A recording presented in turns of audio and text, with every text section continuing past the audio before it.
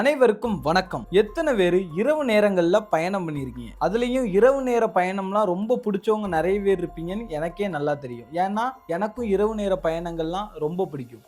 அந்த மாதிரி இரவு நேர பயணங்கள்ல எவ்வளவுக்குள்ள நமக்கு மன நிம்மதியும் ஒரு ஆனந்தமும் கிடைக்குதோ அதுக்கு எதிர்மாறாக அமானுஷமும் இருக்கும் அப்படின்னு சொன்னா உங்களால நம்ப முடியுமா? பொதுவாக லாரி டிரைவர்ஸ் உங்களை நிறைய பேருக்கு தெரிஞ்சிருக்கும். லாரி டிரைவர்ஸ் மேக்சிமம் எப்படின்னா நம்ம ஊர்ல இருந்து நார்த்தோ இல்லை நார்த்ல இருந்து இங்கேயோ இல்லை நம்ம ஊருக்குள்ளேயோ இல்லை வெளியூர்லேயோ ஃபுல்லாக அந்த மாதிரி எனி டைம் டிரைவிங்லேயே தான் அவங்களுடைய வாழ்க்கை போயிட்டு இருக்கும். அது போக மேக்சிமம் இரவு நேர பயணங்கள் தான் லாரி டிரைவர்ஸ் மேற்கொள்வாங்க.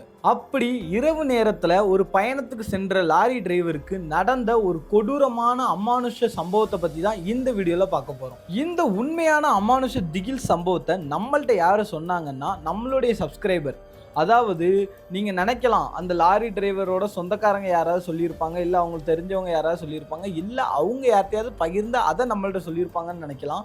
ஆனால் இதை நம்மள்ட்ட சொன்னது அந்த லாரி டிரைவரே தான். அவருக்கு நடந்த உண்மையான பயங்கர சம்பவத்தை நேரடியாக என்கிட்ட சொன்னாங்க. அந்த சம்பவத்தை தான் நான் உங்கள்கிட்ட சொல்ல போகிறேன்.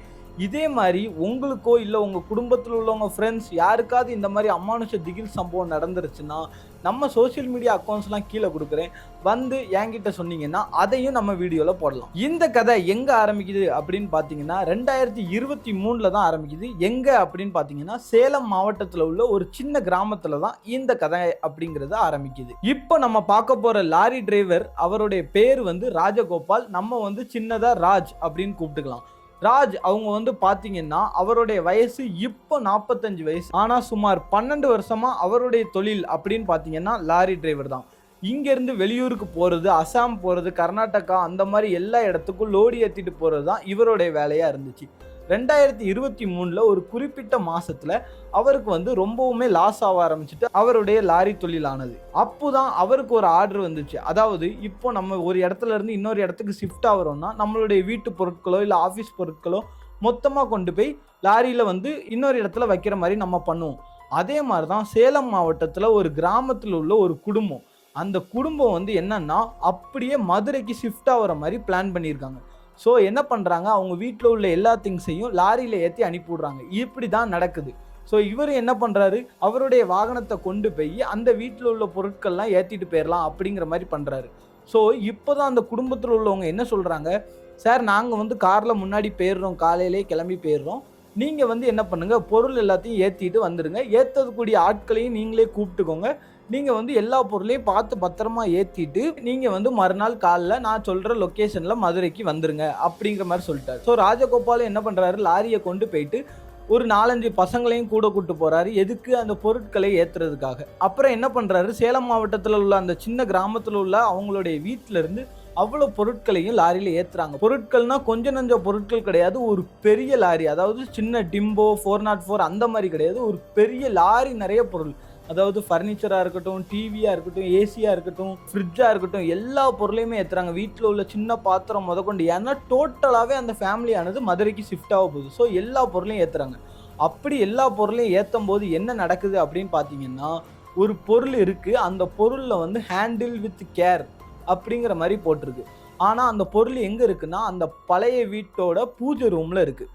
ஸோ என்ன பண்ணுறாரு, ஹேண்டில் வித் கேர்னு போட்டிருக்கனால ராஜகோபாலே தன்னுடைய கைப்பட அந்த பொருளை எடுத்துகிட்டு போய் உள்ளே வைக்காரு. ஆனால் அப்போ அவருக்கு தெரியாது இந்த பொருளை ஏற்றுறதுனால இவர் உயிரே போகிற அளவுக்கு சம்பவம் நடக்க போகுது அப்படிங்கிறது அவருக்கு தெரியாது. ஸோ அந்த பொருளையும் பத்திரமா கொண்டு ஏற்றிட்டாரு.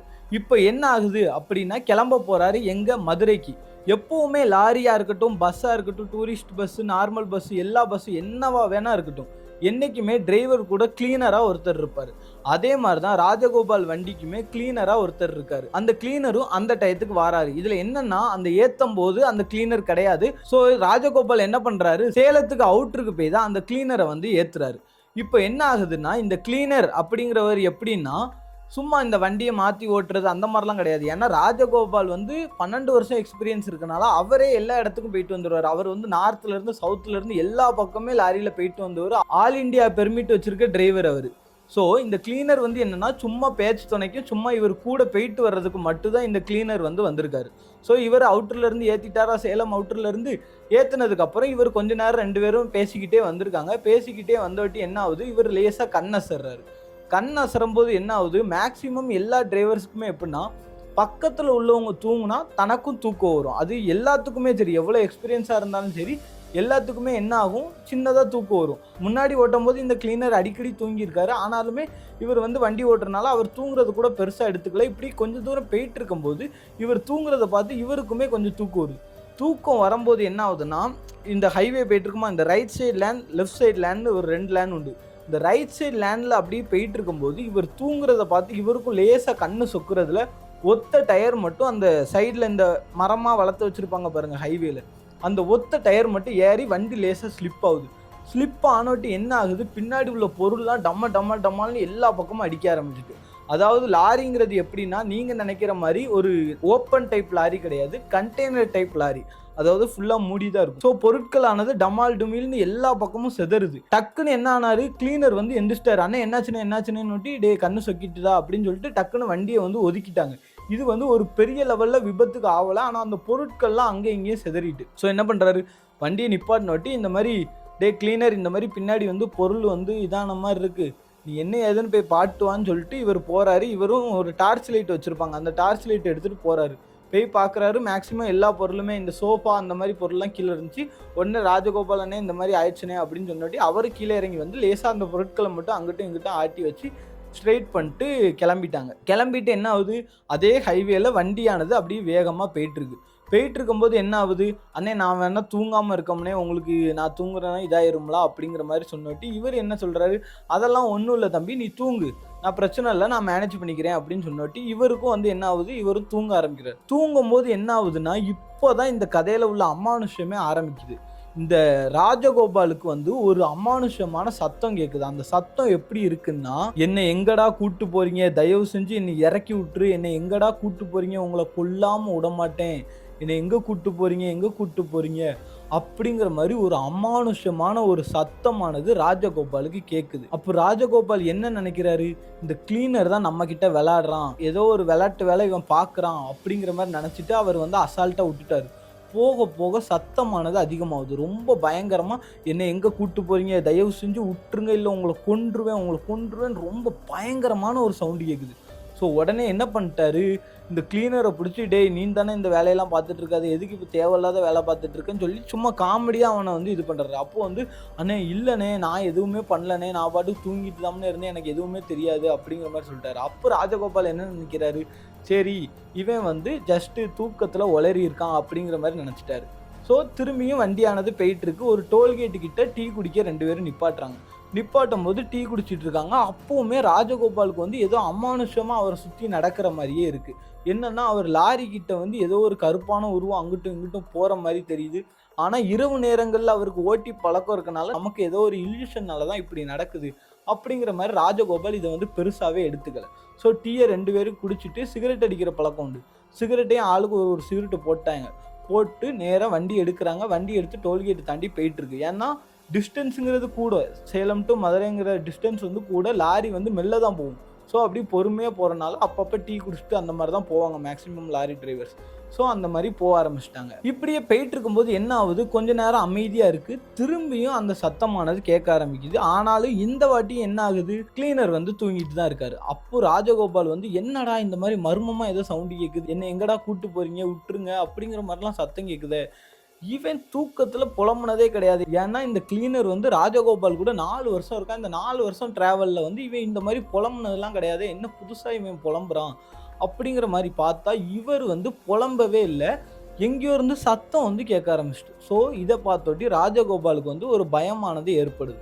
ஸோ என்ன பண்ணுறான், உடனே கிளீனரை எழுப்பி விட்டு, நீ தயவு செஞ்சு நீ ஒன்றும் தூங்க வேண்டாம், நீ பேசாமல் உட்காரு, நீ தூங்குனா எனக்கு ஒரு மாதிரி இருக்குது, எனக்கு தூக்கம் வருது. ஏன்னா நடந்த எதையுமே வந்து கிளீனர்கிட்ட சொல்லலை, எனக்கு வந்து தூக்கம் வர்ற மாதிரி இருக்குது, ஸோ நீ தூங்காமல் பக்கத்துலேயே உட்காந்துரு அப்படிங்கிற மாதிரி ராஜகோபால் சொல்லிட்டாரு. ஸோ இப்படி வண்டி போயிட்டு இருக்கும்போது இவர் கிளீனரும் தூங்கலை. கொஞ்சம் தூரம் ஒன்றுமே தெரில, திரும்பியும் அந்த சத்தம் கேட்குது. இப்போ வந்து எப்படின்னா 2 பேருக்குமே கேட்குது. கிளீனருக்கும் கேட்குது, ராஜகோபாலுக்கும் கேட்குது. எப்படி கேட்குது? அதே மாரி தான். "என்ன உட்டுருங்க, இல்லன்னா உங்கள கொன்றுவேன். என்ன எங்கடா கூட்டு போறீங்க?" அப்படிங்கிற மாரி நார்மல் டோன்ல இல்ல, ரொம்பவும் ஒரு பயங்கரமான, ஒரு அமானுஷமான ஒரு சத்தமானது 2 பேத்துக்கும் கேட்குது. அப்போ கேட்கும்போது, இவ்வளோ நேரம் ராஜகோபால் என்ன நெனச்சிருந்தாரு? இந்த கிளீனர் தான் தூக்கத்துல ஒளர்றான் அப்படிங்கிற மாரி நெனச்சிருந்தாரு. ஆனா, இப்ப தான் தெரியுது, இந்த கிளீனருக்கும் அதே சத்தமானது கேட்க ஆரம்பிக்குது. அப்போ அந்த கிளீனர் ரொம்ப பயந்து, "அண்ணே என்னண்ணே எனக்கு பயமா இருக்குண்ணே, என்னன்னு தெரியலண்ணே" அப்படிங்கிற மாரி ரொம்பவுமே பயப்படுறாரு. அப்போதான் என்ன ஆகுதுன்னு பார்த்தீங்கன்னா, ராஜகோபால் இப்படி போனா சரிப்பட்டு வராதுன்னு சொல்லி, கும் இருட்டு, அதாவது ஹைவேல வந்து ஒரு சில இடங்கள்ல டோல்கேட் கடைகள் இருக்கும்போது வெளிச்சமானது இருக்கும். ஆனா, இவரு போற வழி வந்து கும் இருட்டா இருக்கு. சத்தம் கேட்குது, இது சரிப்பட்டு வராதுன்னு சொல்லி அந்த இருட்டிலேயே வண்டிய ஓரங்கட்டிட்டாரு. ஓரங்கட்டிட்டு எங்க இருந்து சத்தம் வருதுன்னு சொல்லிட்டு வண்டிய ஃபுல்லா பார்க்குறாரு. வண்டிய ஃபுல்லா பார்த்துட்டு இவரு வந்து சரி எங்க இருந்து வருதுன்னே தெரியலையே அப்படிங்கிற மாரி சொல்லிட்டு திரும்ப வண்டி எடுக்குறாரு. திரும்பியும் அந்த சத்தம் வருது. அப்போதான் கிளீனர் என்ன சொல்றான்னா, "அண்ணே இந்த டீ கடையில நிப்பாட்டும்போது ஏதோ ஒரு குடிகார பையன் வண்டிக்குள்ள ஏறி உட்கார்ந்திருப்பான்னு நெனைக்கோம்ண்ணே யாருக்கும் தெரியாம. எவனோ ஒருத்தன் உள்ள கடந்து இந்த வேலையெல்லாம் பார்த்துட்டு அடக்காமனே எவன் தெர்ல." அப்படிங்கிற மாரி சொன்னவாட்டி, ஆனா ராஜகோபாலுக்கு தெரியும் இந்த டீ கடைக்கு போறதுக்கு முன்னாடில இருந்து சத்தம் வருதுன்னு சொல்லிட்டு. ஆனாலும் அவர் என்ன நெனச்சுட்டாரு, நம்ம இவன ஏத்தம்போதோ, இல்ல பொருள ஏத்தம்போதோ அங்க உள்ள எவனோ ஒருத்தன் உள்ள உட்கார்ந்திருப்பான் போல. அந்த மாரி நெனச்சுட்டு என்ன பண்றாரு, திரும்பியும் வண்டிய ஓரங்கட்டுறாரு. வண்டிய ஓரங்கட்டிட்டு எவன் தான் இருக்கான்னு பார்த்துறணும். அப்படிங்கிற மாரி சொல்லிட்டு பின்னாடி போயி அந்த டோர ஓப்பன் பண்ணி உள்ள அப்படியே பார்க்குறாரு. உள்ள ஏறி போய் பார்க்கல. உள்ள ஜஸ்ட் எட்டி பார்க்குறாரு. அப்ப என்ன சொல்றான் கிளீனர் வந்து, "நான் உள்ள போய் பார்க்குறோம்னே, லைட் மட்டும் தாங்கண்ணே" அப்படிங்கிற மாரி சொல்றான். ஆனா ராஜகோபால் உள்ள எவனாவது இருப்பான். அவன் போதையில கீதையில இருந்தா நமக்கு தான் பிரச்சனை ஆயிரும். அவன் ஏதாவது கையில ஏதாவது ஆயுதங்கள் வச்சிருந்தா அதுவும் பயம்தான். எவனோ வழிப்பறி பண்ணிட்டா கூட பிரச்சனை தான். ஏன்னா லாரி டிரைவர்ஸுக்கு நார்த் சைடும் சரி, சவுத் சைடும் சரி, எல்லா சைடுமே வழிப்பறியானது ரொம்ப பயங்கரமா இருக்கும். அது லாரி டிரைவர்ஸ் எல்லார்ட்டயும் கேட்டு பாருங்க. கண்டிப்பா தெரியும். லாரிக்கு மேக்ஸிமம் வந்து இந்த மாரி வழிப்பறி, கொலை இந்த மாரி நெறைய விஷயங்கள் வந்து அவங்க லைஃப்ல வந்து ஒவ்வொரு நாளுமே பெரிய லெவல்ல பாதிப்பு ஏற்படுத்துற மாரி தான் நடக்கும். அந்த மாரி எவனோ ஒருத்தன் உள்ள பூந்துட்டான்னு நெனச்சுட்டு, மேக்ஸிமம் லாரி டிரைவர்ஸ் வந்து இரும்பு கம்பி, கத்திலாம் வச்சிருக்க மாட்டாங்க. இரும்பு கம்பி அந்த மாரி டூல்ஸ் ஏதாவது வச்சிருப்பாங்க அவங்க சேஃப்டிக்காக. ஸோ என்ன பண்றான், கிளீனர வந்து முன்னாடி அனுப்பி உள்ள இருந்து அங்க 4, 5 ராடு கிடக்கும். ராடு, கம்பி எல்லாத்தையும் தூக்கிட்டு வா, நம்ம சேஃப்டிக்கு வேணும்னு சொல்லிட்டு டூல்ஸ் எல்லாத்தையும் எடுத்துட்டு வராங்க. டூல்ஸ் எல்லாத்தையும் எடுத்துட்டு வந்துட்டு இப்ப என்னாச்சு, கிளீனர் வந்து லைட்ட பிடிச்சுட்டு உள்ள போறான். லைட்ட பிடிச்சுட்டு உள்ள போய் அங்க இங்கேயும் அந்த கண்டெய்னர்ல அப்படி இப்படின்னு அடிச்சு லைட்ட வச்சு பார்த்துட்டு இருக்கான். திடீர்னு என்ன ஆச்சுன்னு தெரியல. அப்படியே ஒரே இடத்துல சிலை மாரி நின்னுட்டு இருக்கான். ஒரே இடத்துல சிலை மாரி நின்னுட்டு இவனுக்கு என்ன ஆச்சுன்னே தெரியல. அப்ப ராஜகோபால் இருந்துட்டு, "டேய் தம்பி வாடா, வாடா, வாடான்னு சத்தம் குடுத்துட்டே இருக்கான்." இந்த கிளீனர் அப்படியே நின்னுட்டு இருக்கான். உடனே ராஜகோபால் என்ன பண்ணாரு, "டேய் வாடா, வாடான்னு" சொல்லி டக்குன்னு சட்டைய பிடிச்சு இழுத்தாரு பாருங்க. இவன் அப்படியே அந்த கண்டெய்னர்ல இருந்து கீழ விழுந்துட்டான். கீழ விழுந்தோட்டி இவன் வந்து சுயநினைவிலே இல்ல. உடனே என்ன பண்றாங்க, தண்ணி எடுத்து நல்லா தொளிச்சு விடுறாங்க.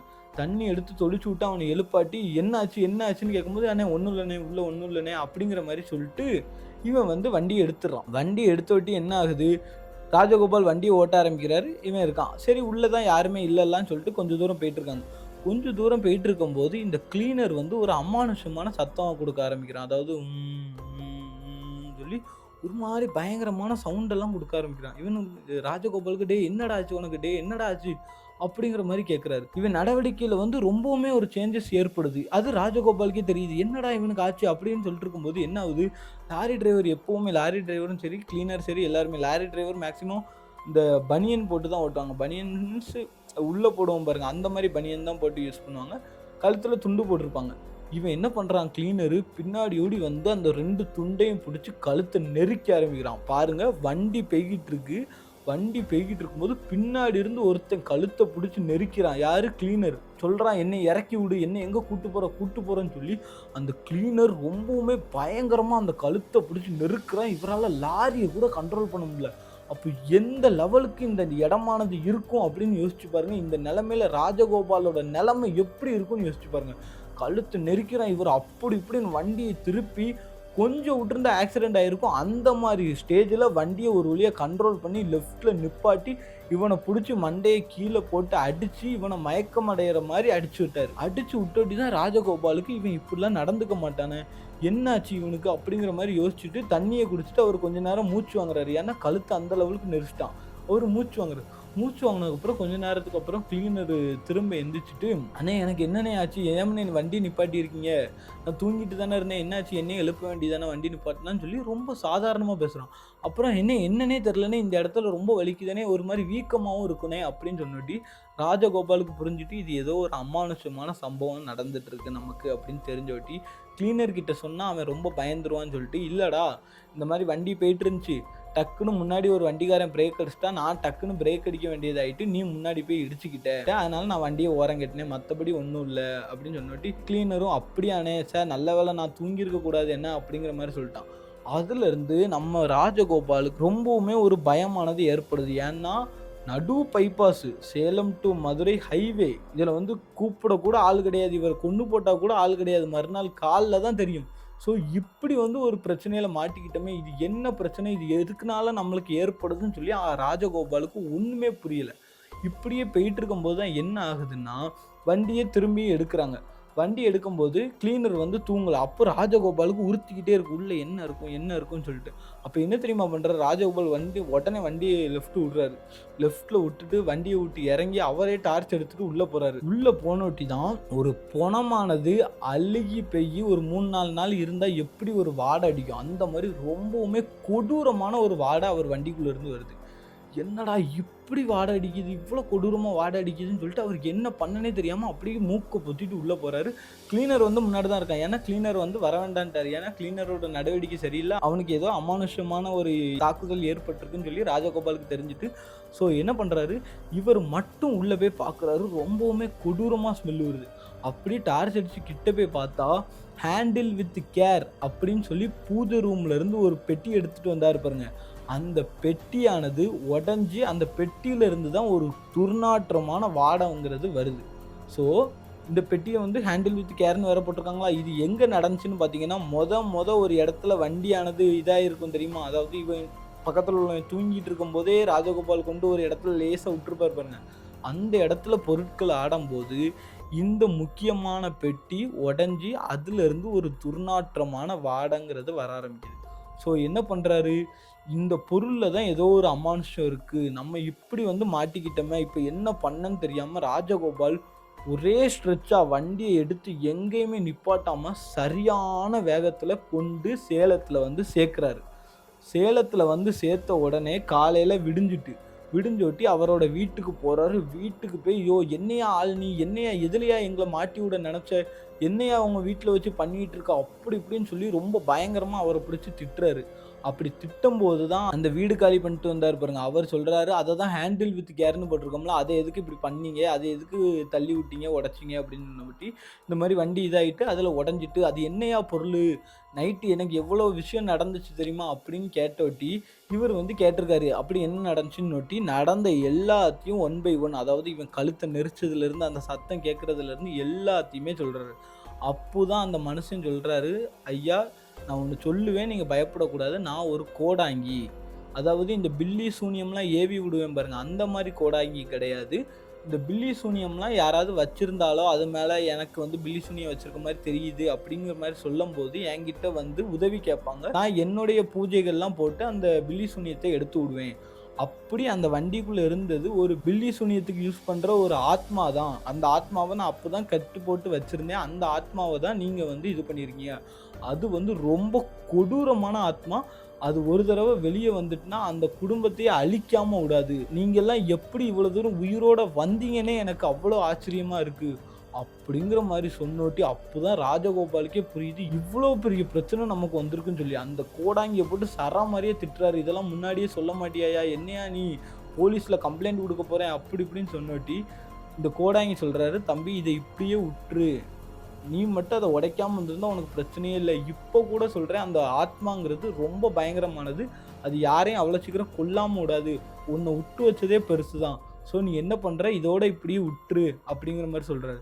ஸோ ராஜகோபாலும் அவருடைய மனசை தேத்திக்கிட்டு சரி அப்படிங்கிற மாதிரி சொல்லிட்டு திரும்பியும் சேலத்துக்கே வாராரு. வந்து ஒரு 2 வாரம் ராஜகோபாலுக்கு பயங்கரமான காய்ச்சல். ஏன்னா இந்த மாதிரி ஒரு சம்பவம் நடந்திருக்கு. அந்த லாரி டிரைவர் எந்த லெவலுக்கு பாதிக்கப்பட்டிருக்காருன்னா, அவருக்கு பயங்கரமான காய்ச்சலும், பயங்கரமான வயிற்று வலியும் ஏற்பட்டிருக்கு. இன்ன வரைக்குமே கிளீனருக்கு இவ்வளோ பெரிய விஷயம் நடந்தது தெரியாது. ஏன்னா கிளீனர்ட்ட சொன்னா அவன் பயந்துருவான், நாள பின்ன வேலைக்கு வர மாட்டான் அப்படிங்கிற மாரி சொல்லிட்டு விட்டாரு. அப்படியே இத மூடி மறைச்சிட்டு இவருக்கு அவ்வளோ வயித்து வலி, காய்ச்சல்ல இருக்காரு. இவர் என்ன பண்றாரு, தர்காவுக்கு போய் தண்ணி எறியுறாங்க. அதுக்கப்புறம் கோயிலுக்கு போய் மஞ்ச கயிறு எல்லாமே கெட்டி, நடந்த விஷயத்தெல்லாம் பூசாரிட்ட சொல்லி, இவர் பூஜை போட்டு, இவர் கொஞ்சம் தெம்பாயிருக்காரு. தெம்பானதுக்கப்புறம் ஒரு 6 மாசம் தன்னுடைய லாரி தொழிலையே நிப்பாட்டிட்டாரு. அப்போ அந்த லெவலுக்கு அந்த ஒரு சம்பவம் அவர பாதிச்சிருக்கு பாருங்க. அதுக்கப்புறம் 6 மாசம் கழிச்சு திரும்பியும் தன்னுடைய லாரி தொழில ஆரம்பிச்சிருக்காரு. ஆனா இப்ப என்ன நடக்குதுன்னு பார்த்தீங்கன்னா, அவரோட லாரி தொழில் ஓஹோன்னு பெய்ய அவர் 3, 4 லாரிக்கு இப்போ சொந்தக்காரரா இருக்காரு. ஸோ இதிலிருந்து என்ன தெரிய வருது? என்னதான் நமக்கு அமானுஷ்யமாவும், கெட்டதாவும் நடந்தாலும், நம்ம நல்லதா நம்ம வேலைய பார்த்துக்கிட்டு இருந்தா, நமக்கு நல்லது தான் நடக்கும். அப்படிங்கிறது இந்த கதையில தெரிய வருது. ஸோ இந்த மாரி லாரி டிரைவர்கள் வாழ்க்கையில இப்படிலாமா இருக்கும்? அப்படிங்கிற மாரி இந்த கதைய கேட்கும்போது எனக்கே தோணுச்சு. உங்களுக்கு இந்த கதைய கேட்டோட்டி எப்படி இருக்கு? இந்த மாரி ஒரு அமானுஷ உண்மை சம்பவத்த பத்தி நீங்க என்ன நெனைக்கிறீங்க?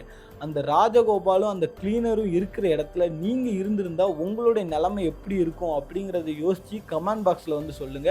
அதுபோக உங்களுக்கோ, உங்க குடும்பத்துல உள்ளவங்களுக்கோ இந்த மாரி அமானுஷமான, கொடூரமான சம்பவங்கள்லாம் நடந்திருந்துச்சுன்னா, அத நம்ம சோசியல் மீடியா அக்கவுண்ட்ல சொல்லுங்க. அதையும் நான் ஸ்டோரியா எடுத்து போடுறேன். ஒரு உண்மையான அமானுஷ திகில் சம்பவத்துல உங்கள சந்திக்கிறேன். அதுவரை உங்களிடமிருந்து விடைபெறுகிறேன். வணக்கம்.